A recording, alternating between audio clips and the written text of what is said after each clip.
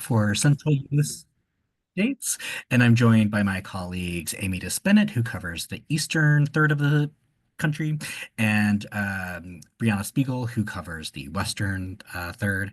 And we would like to welcome you all to IPG's first book talk of 2025, featuring AJ West in conversation with publisher Karen Sullivan. I, I, I think that's over to us then, is it? We've got one screen, just giving a little bit of background about the book. AJ is the author of The Betrayal of Thomas True, and Karen Sullivan is the founder and publisher of Orenda Books, his publisher. The Betrayal of Thomas True is a fantastic book that debuted at #2 on the Times bestseller list in the UK, and we're kicking off our IPG Book Talk series with them in conversation. The Betrayal of Thomas True is a historical thriller that's been described as a magical queer Dickens. It is so much more than that, though. We have AJ West, as I mentioned, in conversation with Karen, founder and publisher of Orenda Books, and they'll be discussing AJ's research and writing process, his inspiration, and answer any questions that might come up from the audience. I am so happy to have you both here, and I am going to hand it over to Karen and AJ. Thank you so much again. Thank you, Travis. So as Travis said, I am Karen Sullivan and I am publisher of Orenda Books. So we are a small independent publisher based in London. We publish literary fiction with a heavy emphasis on crime thrillers and half of our list in translation, not this one. We won the CWA Crime in Translation Dagger in 2020. And despite our small size, we punch well above our weight. And today I'm coming to you live from Toronto, where I'm visiting family. So I'm on your time and hopefully awake. So we're here today to talk to the inimitable, fabulous AJ West about his epic, unforgettable historical mystery, historical thriller, The Betrayal of Thomas True. I don't even know where to begin to do this book or this author justice. So we published The Betrayal of Thomas True in hardback last July. It debuted at #2 on the Sunday Times bestseller list, second only to Daniel Steele. The reaction and response from readers has been phenomenal, and AJ embarked on a 100 bookshop tour to promote it. It's just one of the reasons why he was shortlisted for the Booksellers Association Author of the Year. So AJ, as you will discover, is a bookseller's dream author. And I can tell you now that he will do and support any of your efforts to sell this very, very special book. I'm going to let AJ tell you about the book, but I will say that this is a book that will touch your heart. It will make you cry and laugh with characters that you will root for from the opening pages. It's an immersive historical experience that will make you feel like you're walking the streets of Georgian London. There's a simmering peril, a dark mystery, a beautiful, incredible love story, a queer romance, and even a shimmer of gaslight fantasy. So this book appeals to a wide range of readers. It's brutal and harrowing and uplifting, life-affirming, immaculately researched, and the immense sort of heartbreaking gay love story at its heart has, and I've said this multiple times, but it's so true, all the power of that episode of The Last of Us or Brokeback Mountain. It's powerful and beautiful and wonderful. So this book has beautiful features. It's got sort of bespoke foiling, embossing. It has maps at the beginning. It has woodcut illustrations like this throughout. We used social media, in particular Instagram and TikTok, to drive a lot of our marketing, which we will be doing again from now and are doing for your markets. There is, for example, a very funny video on Instagram with AJ guessing the meaning of American and Canadian slang, which is worth looking for. You'll know that it's an Ulster Peppermint Queer Book Club pick for February. And really, that's just the beginning. About AJ himself, well, his best-selling debut novel, The Spirit Engineer, won the Historical Writers Association Debut Crown Award, gaining international praise for its telling of a long-forgotten story. He is an award-winning BBC News reader and reporter, now retired from that job. He's written for national newspapers and regularly appears on network TV discussing his writing and the historical context of contemporary events. He's a passionate historical researcher and writer, and he writes at the London Library, fittingly. But what I'd like to do now is let AJ tell you a little bit about this book himself. AJ. Tell us the story behind, or the story of, the betrayal of Thomas True. Well, what an introduction, first of all, Karen. Thank you very much. And to everyone who's watching, thank you. This is a bit of a dream come true to me. If you'd have said 3 years ago that I'd be doing a live video interview to the United States, talking to booksellers who might be stocking my book, I really can't say, I can't put it into words, which is not great for a novelist, is it? But I've been thinking all day, how do I put into words what this means to me? And I think it's impossible. It really... it's really special. It's magic, really. So I was kind of pinching myself. I went for a walk just before we did this, just to try and get my head straight and try and appreciate this as a special moment for me in my career. How do I describe Thomas True? I'll try and do it as succinctly as I can, but it is a huge story. It's multi-layered story, and there's an awful lot in there that I wanted to write about the past, but also what I wanted to write about now, about what's happening in the world today, to gay people, to queer people, but I think to all of us as a community, and how that resonates, I think, through history. And that's one of the reasons I love writing historical fiction, because the more you look at texts from the past, the more you realized how little we've changed. But The Betrayal of Thomas True is the story of young Thomas True, who's escaping an oppressive family home to come to London, this dark, dangerous, but thrillingly exciting place. And he particularly wants to discover friends in the underground world of the Molly houses. Molly houses are from real life. They were effectively the underground gay safe spaces of Georgian London. Molly comes from Latin mollis, to be soft. So it was a term a bit like gay, I guess, that homosexual men and queer men would and queer people would use about themselves, but it was also a pejorative. It was a term of abuse. Thomas does get entangled in the world of the Mollies, for better or worse, and as part of that, he meets Gabriel Griffin, whose job it is to keep the Mollies safe. Gabriel realizes that one of the Mollies has turned traitor and is going by the name of the Rat. And so it falls to Gabriel and then Thomas as well to unmask this rat before it's too late, and they all end up imprisoned and then possibly hanged at Tyburn. So it's a thriller, but it also happens to be a love story, because Gabriel and Thomas happen to be falling in love. And if only they could just tell each other, things would be a lot simpler. But such is the way. They are both struggling with their own demons and their own doubts. And that was something that I found, Karen, I know through the editing process, it was something I said to her, I really want to keep that, the sense that they are individuals, and the way they see each other in their own chapters changes the way the reader understands them as characters. Absolutely. But interestingly, this did start life, this book, as a love story, didn't it? So what happened along the way to create the historical mystery or thriller that it is now?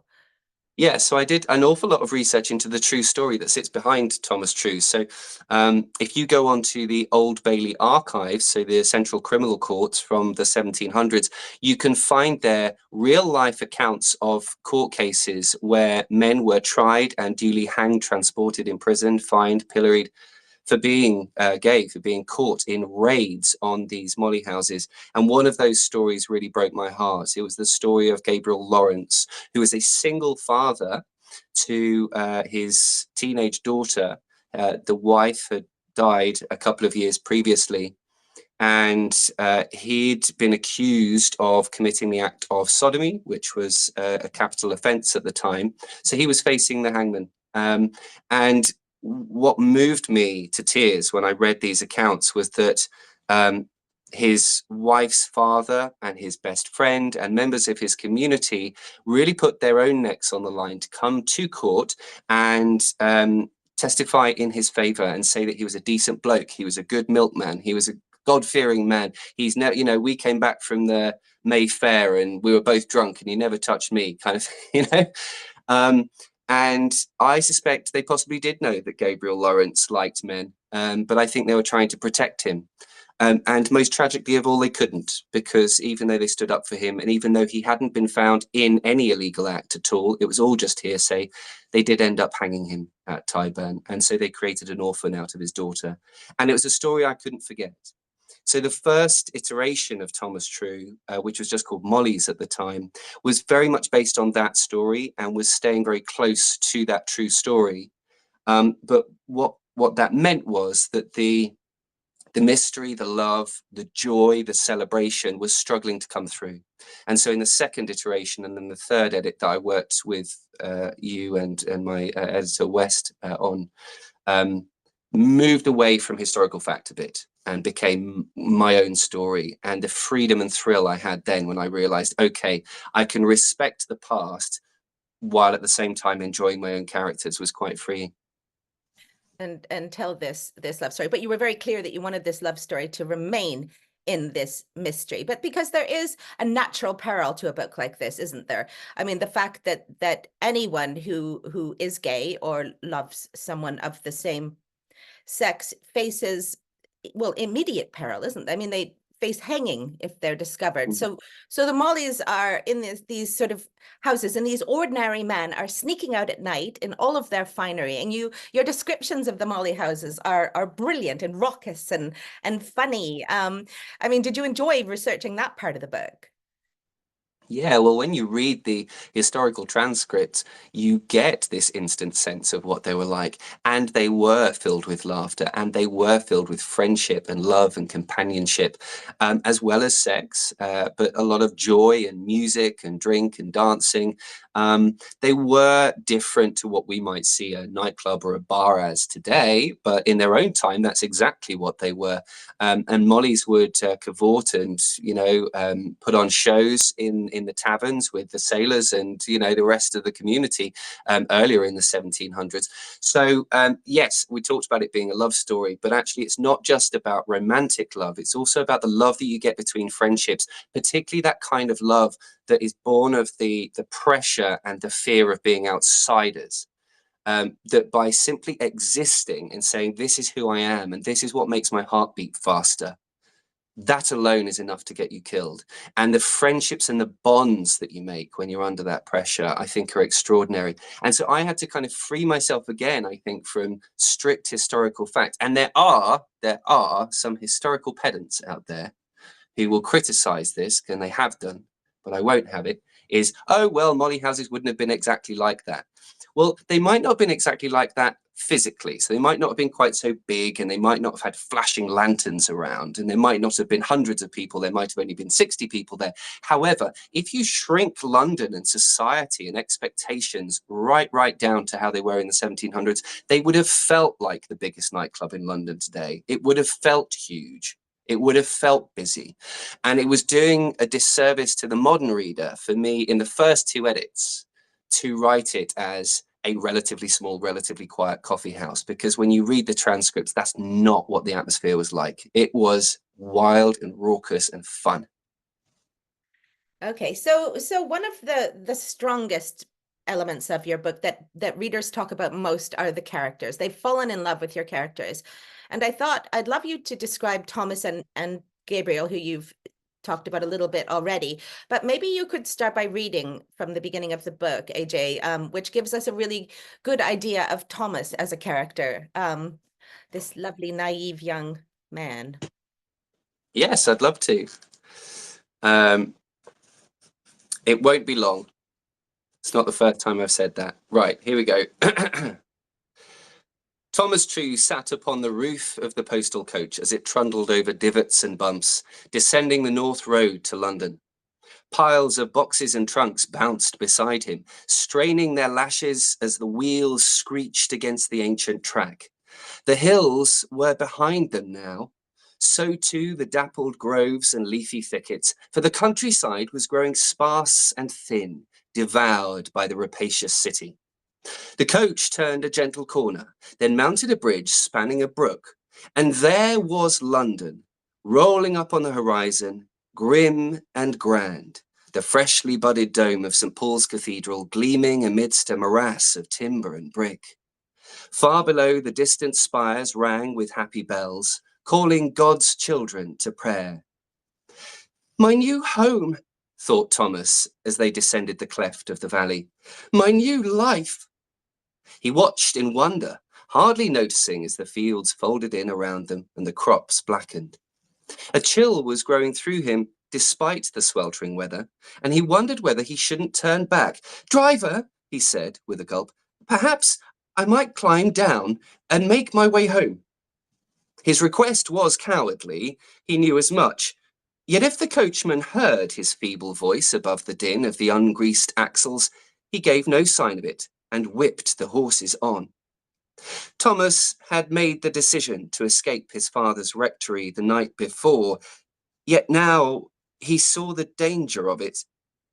After a lifetime of imprisonment, might he find himself lost and lonely amongst so many people? Surely there was no need to worry about that. His cousin Abigail was waiting for him in the candle shop on the bridge. And besides, London had to be friendly, or why should so many people choose to live there? So that gives us a good idea of what Thomas is like. And of course, he's forgotten his trunk when he arrives in London, which is another indication of what Thomas is like. But where did this character spring from? And this sort of wonderful, sweet young man, was that you? Yes. It's I was in a lovely relationship for most of my 20s, but it was a relationship that was too old for me. And at the end of my 20s, I had to make one of the biggest decisions I've ever made, which was to leave a loving relationship, knowing that I wasn't ready for it.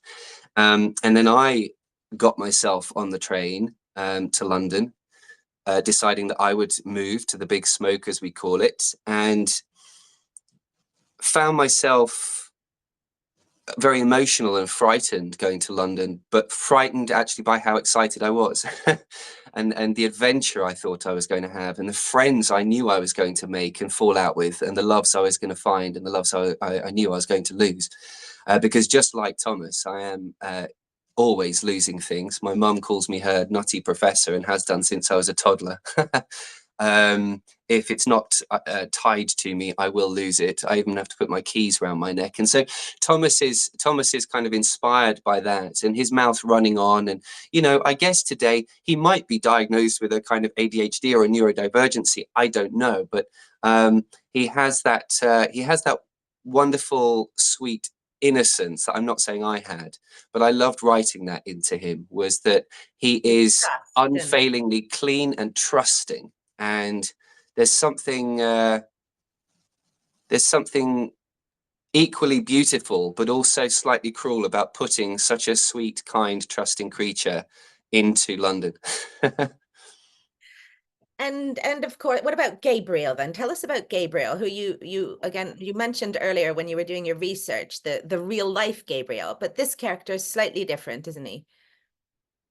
Yeah, I mean, I should say, I hinted at it earlier, but if you asked Gabriel who Thomas is and asked Thomas who Thomas is, and vice versa, you'd get very different answers. And that was important to me because that speaks to my own life experience.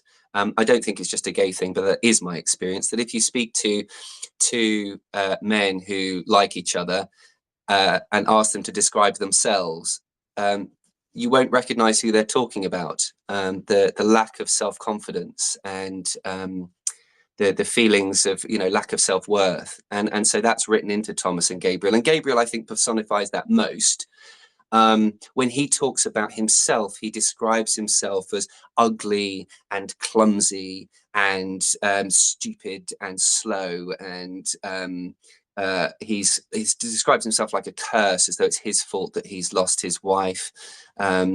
And yet, if you see Gabriel, and when you see Gabriel through Thomas's eyes, what you see is someone who is brave and strong and protective and trustworthy and honest. And that dichotomy between how we see ourselves as people and how other people see us was something that was really fun to play with in the narrative between the two chapters. And I like to think it gives all of the characters some depth, because that's what I found by the end of the book, is I felt like I knew the characters from the inside out. Oh, absolutely. So obviously, the papers about the hangings in Georgian London were the starting point for your research. But this is, as I said earlier, a very immersive historical experience, and you can smell the streets of London, feel. I mean, it's almost unbearably sort of sensual in that way. So, I mean, how much research did you have to do, and did you find out anything really fun or interesting when you were doing this research? Oh my gosh.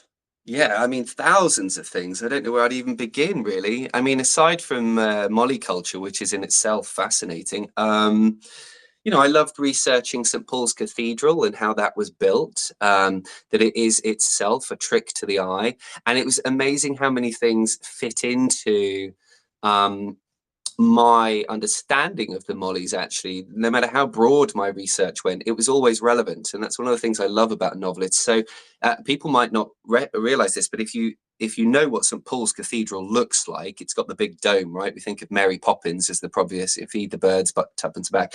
You have the dome on the top. What people often don't realize is that actually the whole thing is a complete con. It's a total trick, because they didn't have the money to build it as a proper dome. So it's actually a really ugly, clumsy spike made out of dirty bricks built up with a cross on top. And then they made a fake dome out of wooden beams, just cheap wood, and then stuck some lead on it. That'll do. And then up from the underside, if you're inside St. Paul's Cathedral in this big cacophonous space, and you're looking up, you think, oh no, I can see the dome. It's not a cone at all. You're not looking at the dome. It's a different dome. It's actually a hollow, like half eggshell, that's been made out of cheap kind of plaster, really, and brick again. So it's the whole thing is a trick. Why do I think that there is a point to this, Karen? Because why do I think that's relevant to the mollies? And why did I love that fact when I found it, to the point where I did a yelp of delight? It's because that dome, for me, resonated or echoed the mollies. Here we have these workaday men, because mollies, by the way, weren't the middle class or upper classes, because they didn't need to go to molly houses. They could stay in their own homes and have their private parties. So we're talking here about carpenters and butchers and chairmen and horsemen and cowmen, and bakers and the like. So inside there, these kind of rough, hard-bitten, muscly, sinewy blokes, and on the outside you have these domed gowns of beautiful silks and cottons and colours and brightly, And so St. Paul's Cathedral, that's why the dome is in the front of the book, and why the dome comes to play, when you read the book, comes to play a really pivotal role when you're just about to work out who the rat is. The dome is central to that, because it's behind one of the characters, and that is, for me, the looming shadow of the mollies.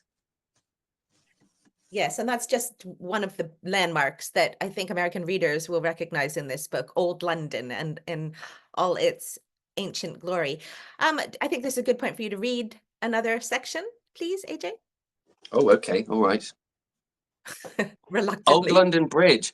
Old London Yeah. Bridge. That's I should have talked about that as well. I mean, God, just Google Old London Bridge. It is fascinating.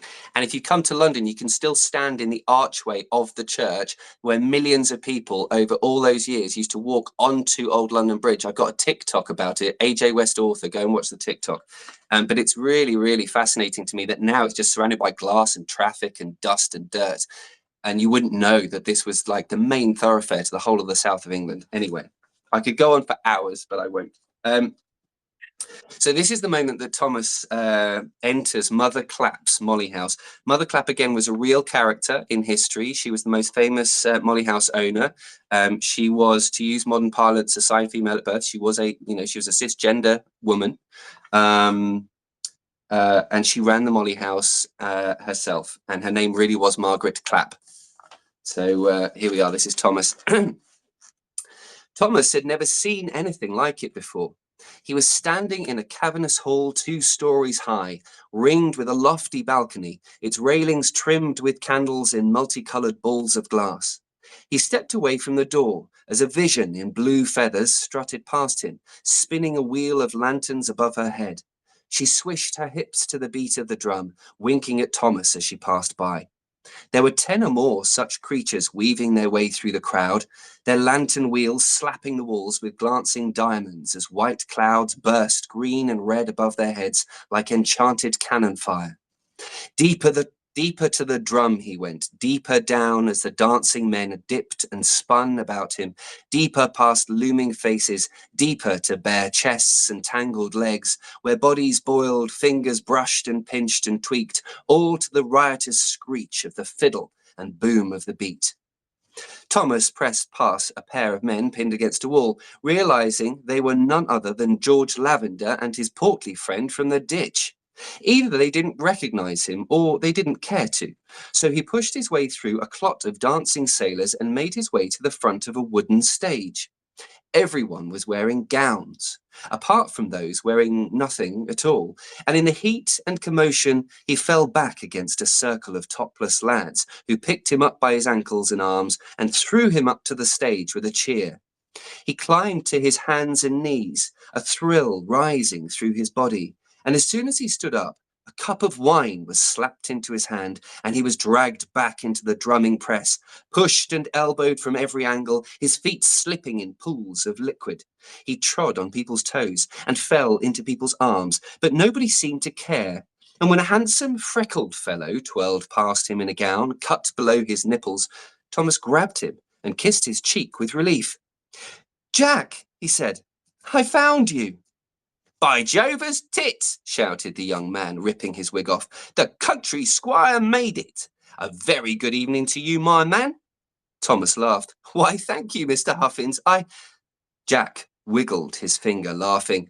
"Not Mr. Huffins. You may call me Sweet Jackie."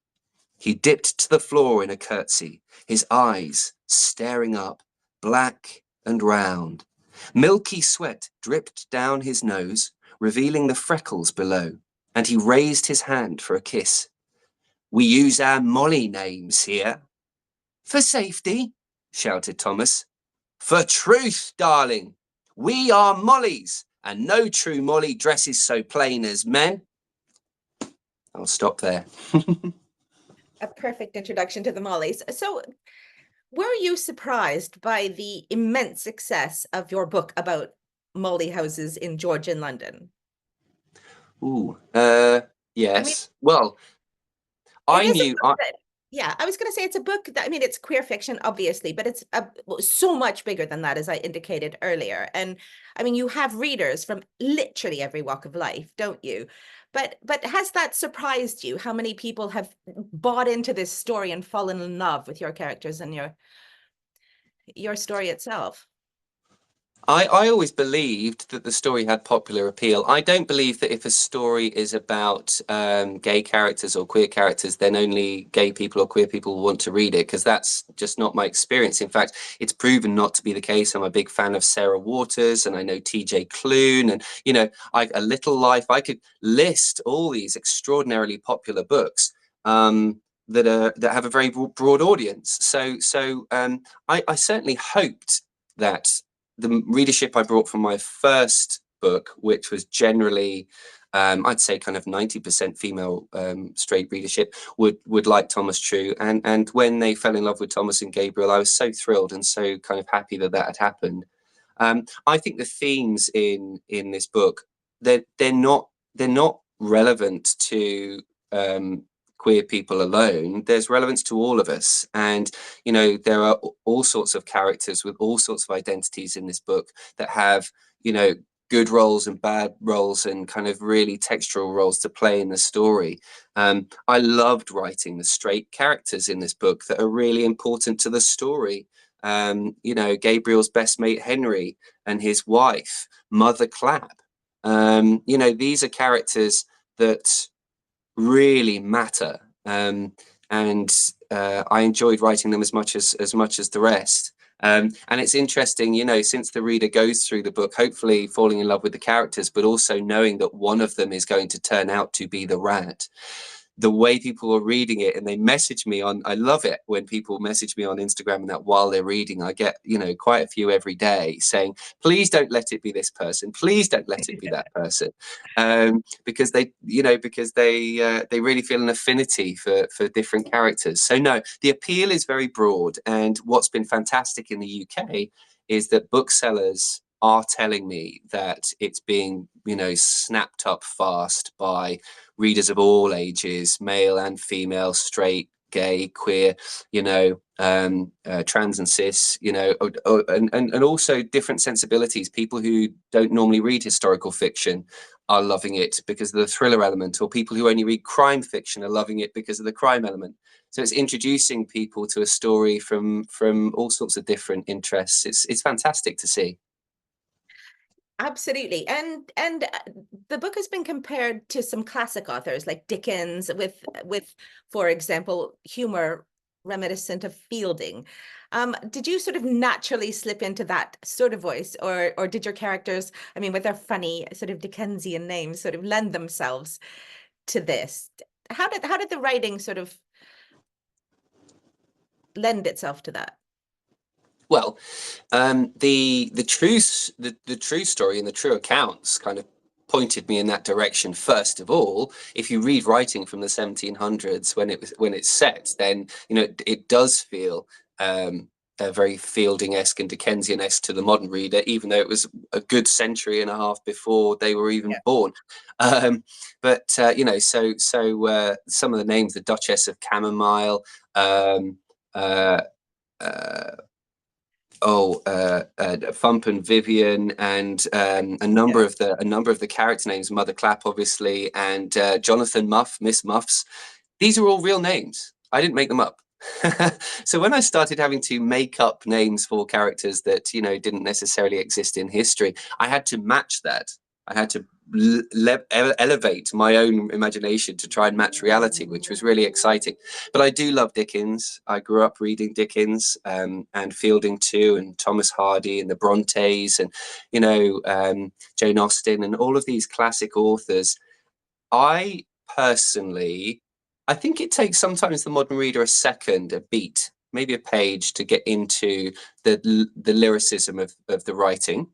But for me, that's transportive. If you want a reader to go back to 1700s London, you'd better do at least a passable impression of 1700s London and the way people spoke and expressed themselves. And so that's what I try to do. So when people say that it feels to them Dickensian, that's a huge compliment to me, probably not to Dickens. We're going to ask some of the booksellers who are with us today if they have any questions. But I just wondered what you feel would be a big appeal for North American readers. Well, I mean, aside from the fact that it is an intense and passionate story about love and friendship, aside from the fact it's got a whacking twist in it and it's a real page turner, you know, I'm friends with Patricia Cornwell, the great crime writer, who's kind of taken me under her wing. And she said with the American readers, I almost slipped into an accent then, which would have been very offensive. I didn't do that. With the American readers, you've got to you've really got to grab people by the ears and kind of keep them there with the plot and keep the pages turning, you know, and that suits me as a writer because that's how I like to write. The chapters are like a page and a half long and there's a lot that happens in them. So so hopefully we're off to a good start there. But I don't know. I don't want to get overly political, but you know, from the UK, watching what's going on in the United States and the political changes happening there, you know, I don't mind telling you. I don't think this is meant to be secret, but I was supposed to be doing a reading and a talk about my research and Thomas True for MI6, the British Secret Services, and at one of their locations. And I got an email a couple of days ago to said that because of Donald Trump's directives, that has now been cancelled.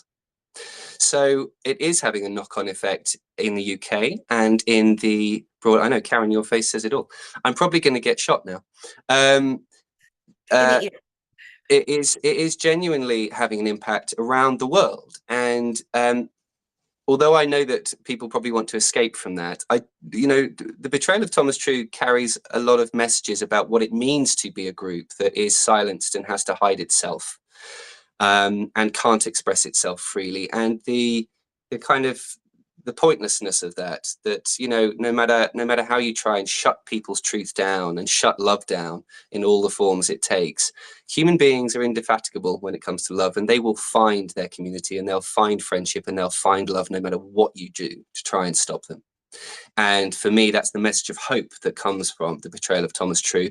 And I know that there are readers in the States already who are reading it and finding it quite a moving thing to read, because they understand that, you know, we're talking here about the present as well as the past. But the hope that comes from it is that in the hardest times and, you know, the most frightening times in our history, there have always been people who have expressed themselves and found the courage to be who they are.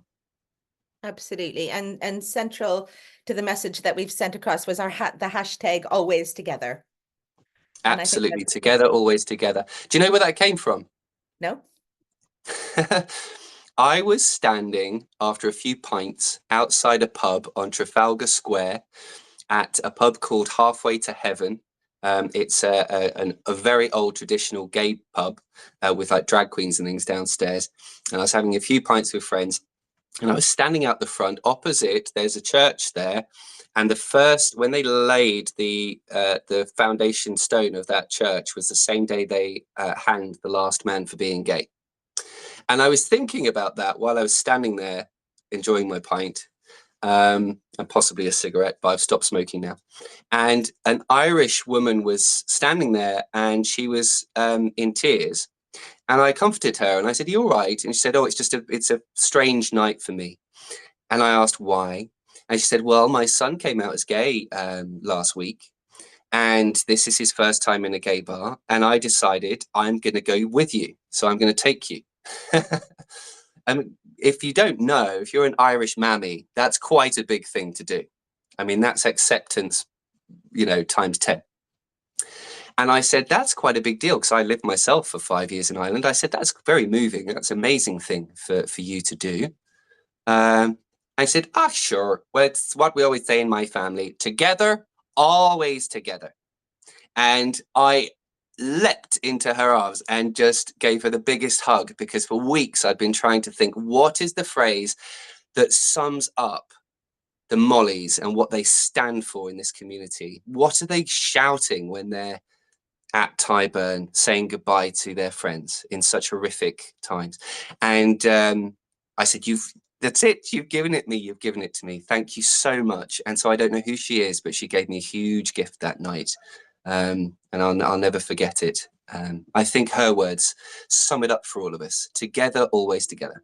Always together. Absolutely. So do we have any questions from the booksellers here today? I have lots more, and I know that AJ's dying to read it for us again. Feel free to put your questions in the chat or just shout out anything.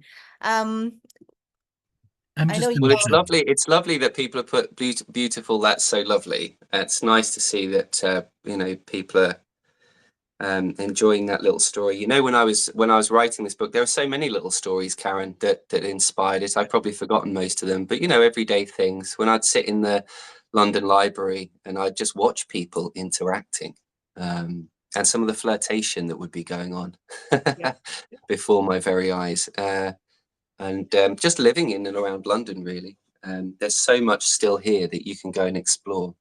Oh, absolutely. And explore all of the set parts of this book. I mean, I have a question. Yeah. Am I allowed to ask a question? You are. Well, I have a question for booksellers. If you're watching this, please do ask a question. I'd love to answer it for you. But I have a question for you, which is, unfortunately, I'm not one of those very rich authors who can pay for myself to fly out to the United States and tour all of your beautiful bookshops. I hope to one day. But is there a way, what can I do to connect with your bookshop and support your bookshop? That was one of my questions for later. What can you do for the booksellers? Because you'll do anything, won't you? Well, I like meatloaf. I would I would do anything for book sales. Yeah, no, well, I enjoy it. It's nice. I went on my tour of the UK booksellers, bookshops, and I was away for 2 months solid doing that. And I didn't really get too tired, and I loved every second of it, because there is something magical about walking into a bookshop and not just seeing your own book, but talking to people about stories and writing. Yeah. It's my Two passion different after all. people So, in there for a reason.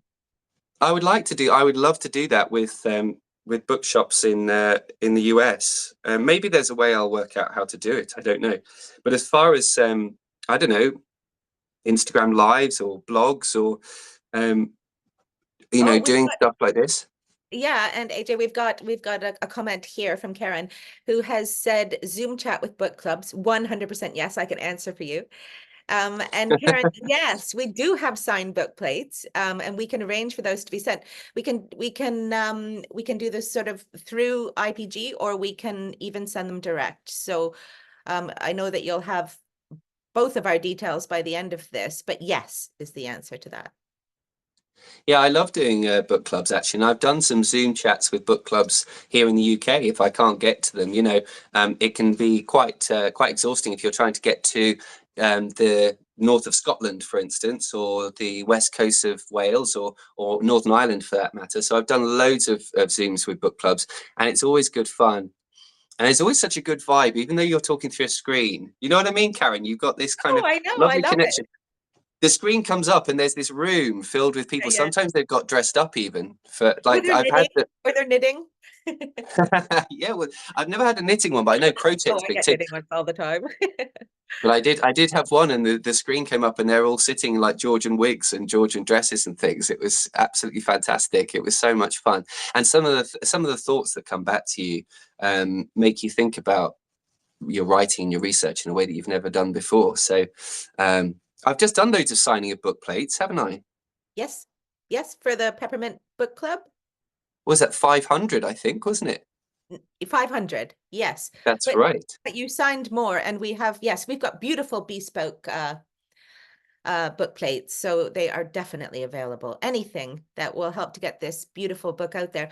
And we did make it beautiful for a reason, because I know that there's a lot of competition for physical books from different media, but also I think this market demands something beautiful. People are collecting this book. We had a variety of different editions in the UK, and people were getting them all, much to our joy and surprise. But do you think? Yeah, they're real collector's items, aren't they? Yeah. Yeah, I mean, I think, I don't know. Do you think that creating beautiful books like this does make it more appealing to book buyers? I'd love to hear from a bookseller about that. And also, what do you think, AJ? Well, I've been in bookshops and I've witnessed people while I've been in there, signing, coming up and picking it up and turning it around and turning it to the light and saying how beautiful the map is inside and the illustrations inside. Indeed, there are people who are buying the illustrations as postcards and posters and things. And I have a range of candles inspired by each of the main characters.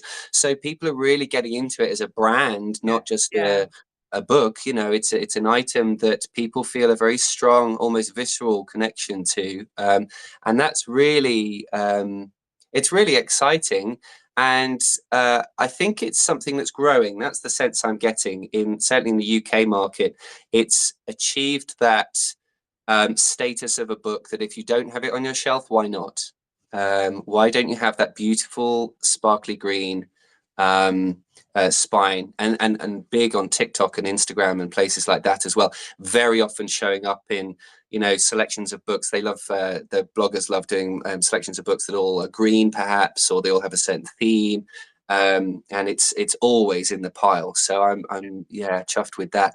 I actually was talking to one of my biggest fans, if I can call her that, on Instagram today. She sent me a message to say that she had been doing a podcast recording with none other than TJ Klune.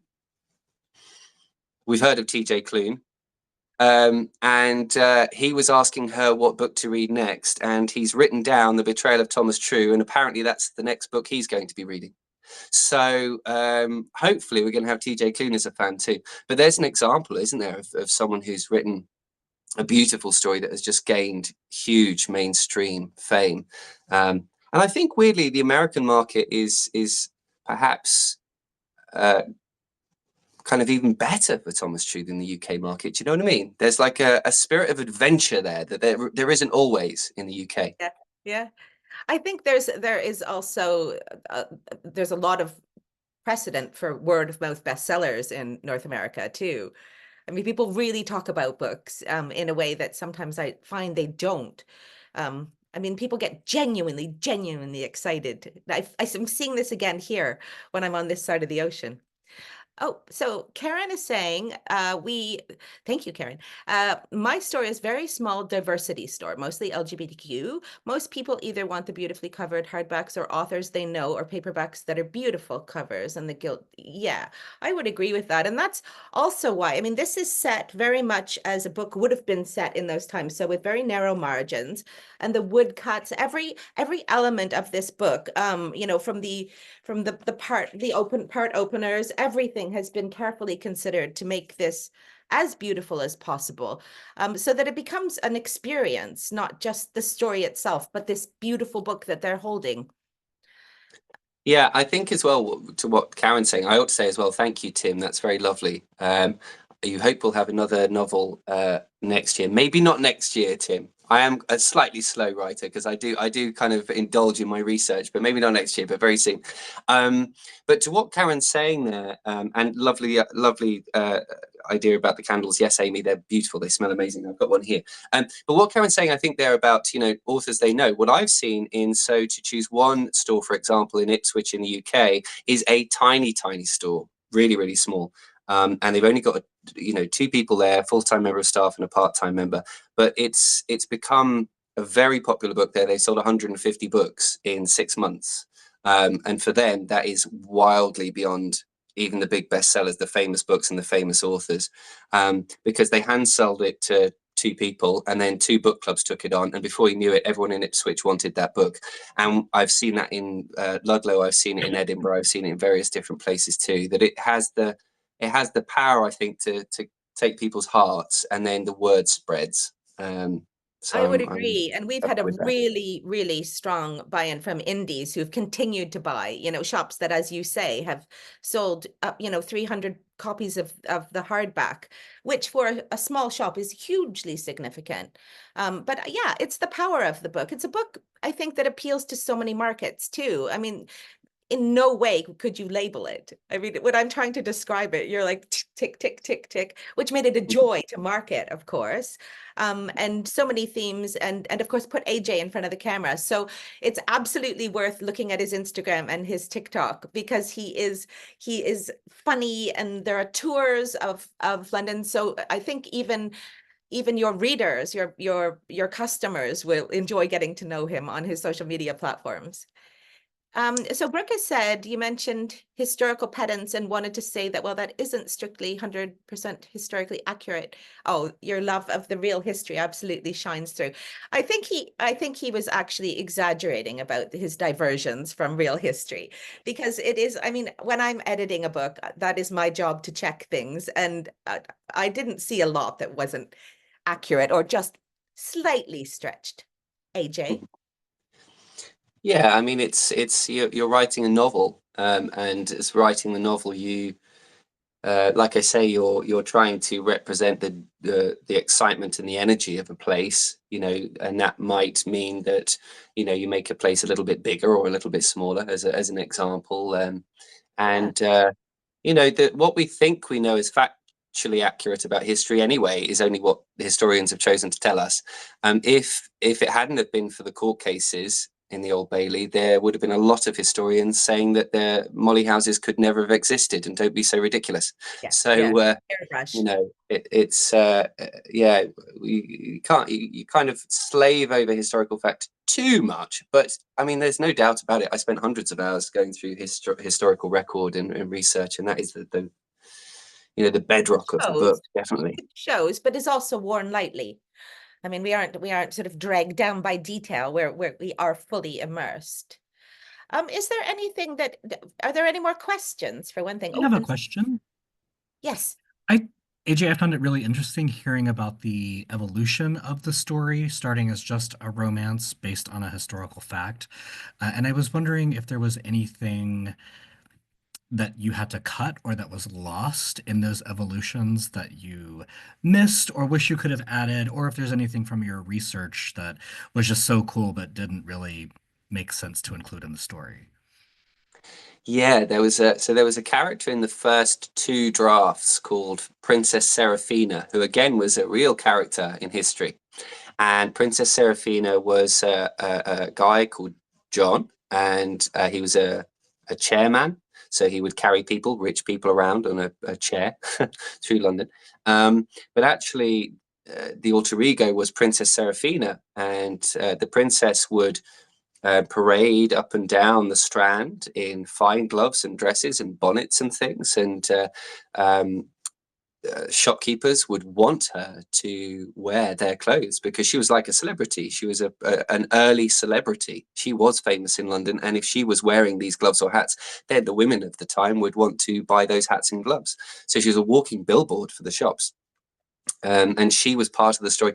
The problem with Princess Seraphina was every time she appeared in a chapter, she just took it over. The story was no longer about Thomas and Gabriel. It was only about Princess Seraphina. And to kind of weave her into the story, it was one of those really difficult, painful moments as novelist where you have to realize that, okay, she deserves her own book and one day she will have it. But right now, she's just taking every scene and taking away from it. So that was a fascinating person to research from the historical record. Really, really was. And again, we only know that she existed because of court records, and because someone went and stole from the Princess Seraphina, and she went to court as Princess Seraphina and stood up for herself. So incredible story. I did just say, I don't know if I meant to be doing this, but I'm doing it anyway. But someone put that they put an order in, which Yes, was too. Thank you, thank you. You will not be disappointed. Everyone that I've given this, but put this book into their hands has responded in predictably wonderful way, actually. But AJ, what Travis was saying, I mean, you did make a lot of huge swathes of cuts and changes, and willingly so. I mean, you didn't hold out for anything because you were determined to make this book the book it is now today. Yeah, I mean, I think there were elements where I think you guys said maybe we could pull back on this. Maybe it's just maybe the ick factor is so strong here that we can afford to make it a little bit less puke-makingly disgusting, because I love the stinkiness of old London, but there were a couple of edits I remember saying, oh, I don't know if we quite need that much. I'm trying. You can tell I'm trying to use my words here very sparingly. But if one day there's a director's cut, then you're probably going to need. You need tissues for the tears, but also possibly some sort of handkerchief with perfume on it, because it really was pretty putrid. Tim's been very sweet here. I'm going to read this out. You are as engaging in person as you are on the page. Thank you, Tim. We need you on podcasts, on the radio, and on American morning TV. Now, that would actually be a dream. I mean, that would be like knock your socks off. Fantastic. I have, when I was a little, I mean, for a little boy who grew up in Milton Keynes, Buckinghamshire, England, who grew up with those films, those incredible kind of 90s films of America, of like the music and driving across an open top car across Golden Gate Bridge and all that kind of stuff. And then New York with like the idea that I would ever be on American television is just so exciting to me. So if anyone is watching and they're kind of best mates with we're working our way up, starting with Jimmy Kimmel or someone, then this is the first step to greatness. Does anyone else have any questions? No. It's how it happens, though. I've spoken to very successful authors, like really big international best-selling authors, and of course sometimes it's, well, my publisher spent $1 million on publicity. Yes, okay, fine. Or, well, I just happen to be best mates with Oprah. Fine. But for a lot, actually, it is about an author and booksellers having a love for a book and a love for a topic and a love for each other that then hand sells and then builds a crowd and then builds an audience that then maybe leads to a TikTok or leads to word of mouth somewhere or something. And before you know it, because when I was younger, I thought that I wanted to be known, not necessarily like famous, but I wanted to be known. I did some TV and stuff like that. And I learned quite quickly, it made me really sick and unhappy and nervous and uncomfortable. What I love about being a novelist is that it's the book I want to be famous, not me. I don't care what people think of me. I want Thomas and Gabriel to be famous. I want people to know the name Thomas True all over the world. And so, if booksellers are watching and they're like willing to kind of help me and come along with that adventure, then, let's do it. Let's go. Anything you need from me, I'm here. That's what I think. You will do anything to help the sales. Stop saying that. I think we should put it out there. No, but I mean, that certainly built the buzz. I mean, let's be under no illusions here. We are a small publishing company, but we created a massive buzz with this book. And I can hand on heart say every bookseller and most readers have at least heard about it in the UK. And that is something we're really hoping to replicate in your market.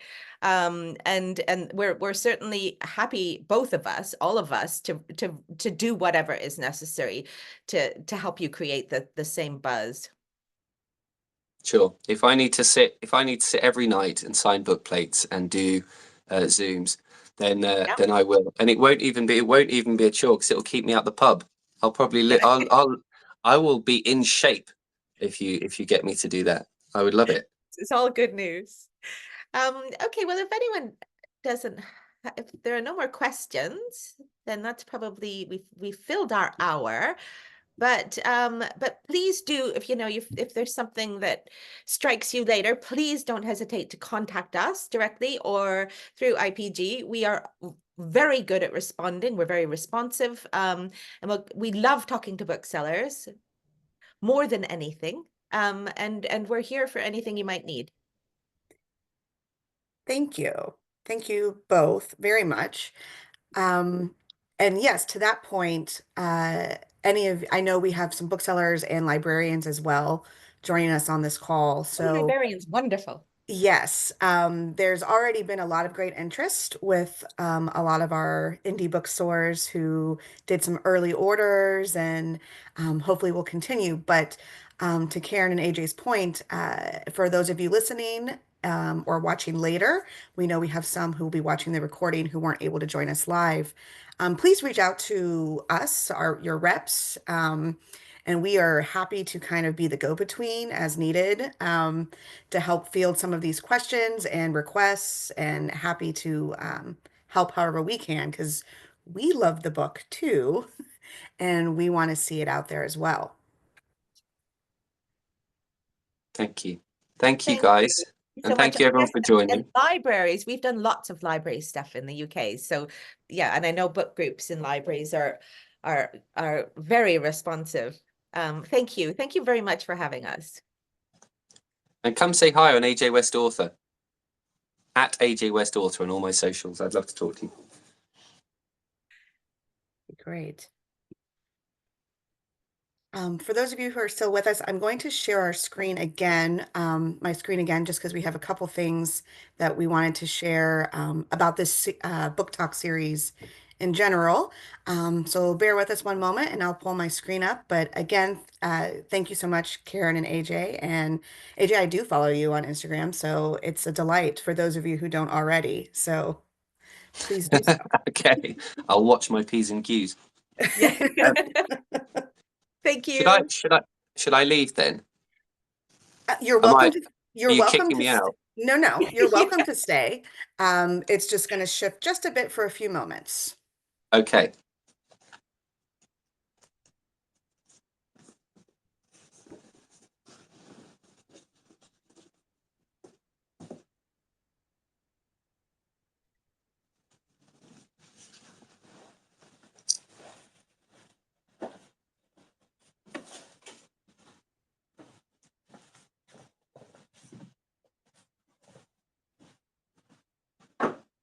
This is Brianna. As Travis mentioned earlier, I'm the Western Trade Rep, so I just want to mention real quick that this is part of our new IPG Book Talk series. This is hosted by us 3 trade reps, and every other month we're going to have a session, some like this, where we're going to highlight publishers or have special guests.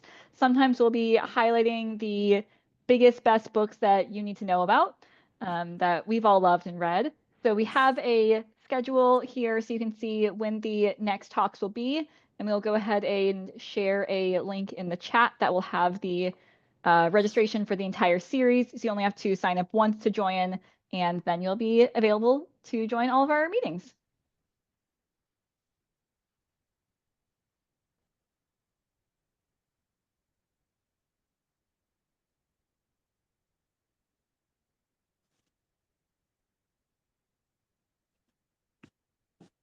Yes, and this is Amy, the Eastern Trade Sales Rep. And on that note of keeping in touch, we do have a newsletter called FYI, or For You Indies. And there you'll see invitations to webinars like this in case you missed other registration notifications. We highlight other titles, trade reviews, giveaway opportunities, and more. So for example, maybe we'll share news of book plates that are available, those kinds of things. This would be where you can stay up to date with us and all that we have to offer. If you're not already subscribing to the newsletter, we do encourage you to do so. That can be found on the booksellers page on IPG, and I believe we're dropping that link in the chat as well.